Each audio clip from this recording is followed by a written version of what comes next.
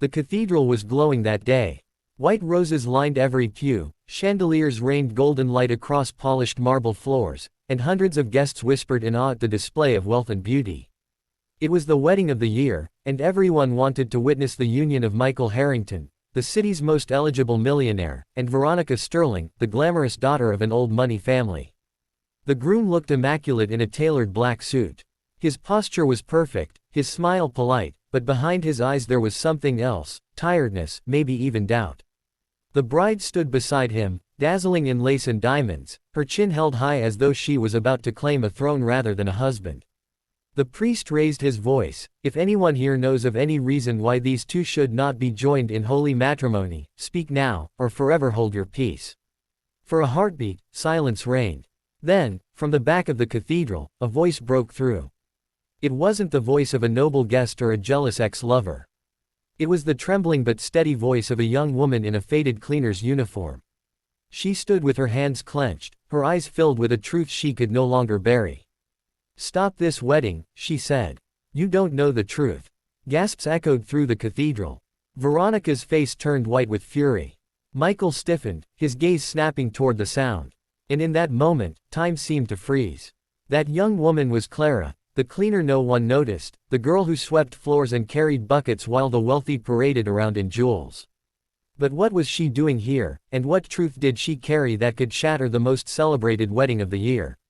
To understand, we must go back. Clara's life had never been easy.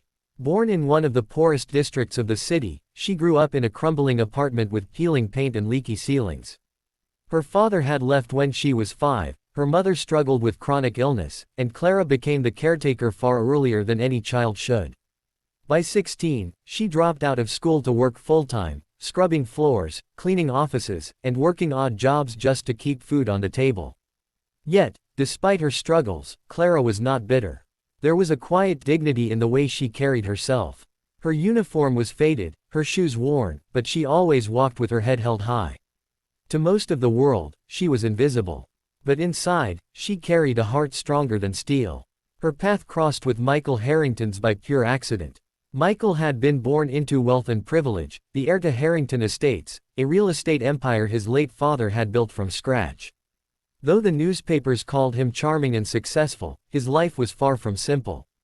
Since his father's death, pressure weighed on him from every side, business rivals waiting to see him fail, family members urging him to marry someone worthy, and society constantly watching his every move.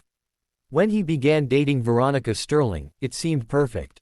She was beautiful, intelligent, and from a family with as much influence as his own. Together, they made headlines. Their engagement was announced with fireworks and champagne, the press hailing them as the ultimate power couple. But Michael carried doubts he never voiced. Veronica's affection often felt performative.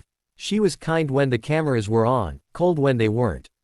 She cared deeply about appearances, about gowns, jewels, and social standing, but rarely asked about his feelings, his burdens, his loneliness. Still, duty and expectation bound him to her. Clara first saw Michael in person when she was hired to clean after the Harrington engagement gala.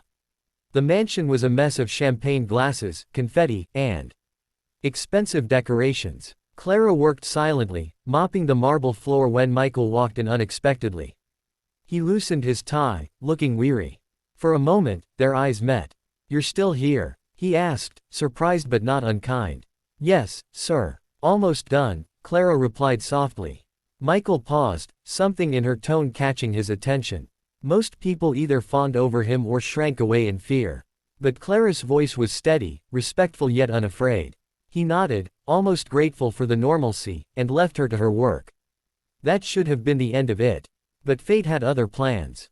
Over the next few weeks, their paths crossed again. Clara worked nights at Harrington offices, polishing floors long after everyone left. Sometimes Michael would be there late, reviewing documents. He noticed her then, the quiet efficiency, the way she never complained, never sought attention. And Clara, though she tried not to, noticed him too, the loneliness in his eyes when he thought no one was watching. She told herself it didn't matter. He was a millionaire. She was a cleaner. Their worlds could never touch. But life has a way of weaving unlikely threads together. The truth began unraveling one evening when Clara was cleaning the Sterling family estate.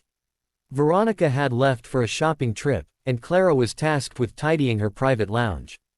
As she dusted the shelves, she accidentally knocked over a stack of letters. They spilled across the floor, and though she tried to ignore them, one caught her eye. It wasn't addressed to Michael. It was from another man. A man who spoke of secret meetings, of love hidden away, of promises that Veronica would marry Michael only for his wealth and leave once she had secured her share. Clara's hands trembled as she read the words. She shouldn't have, she knew. It wasn't her business. But the truth burned in her mind. For days, Clara struggled. Should she speak up? Who would believe her, a poor cleaner against the word of a wealthy heiress? She could lose her job, her livelihood, everything. But staying silent meant watching Michael walk into a trap, his life bound to a woman who planned to betray him. And so, the war began inside her. Each time she saw Michael in passing, her heart ached. She wanted to tell him, to warn him. But fear held her back. What if he laughed at her? What if he accused her of lying, of jealousy, of overstepping her place? The divide between their worlds was vast, and she had no bridge to cross it. But destiny has a way of forcing truth to the surface.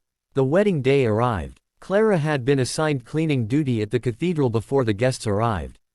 She scrubbed the floors, arranged the flowers, and made sure every detail was flawless.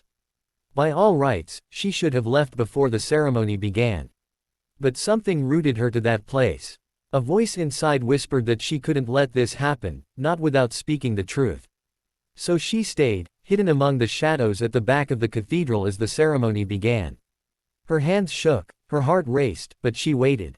And when the priest spoke those fateful words, "Speak now, or forever hold your peace," Clara felt something ignite inside her. She stepped forward. She opened her mouth. And she spoke.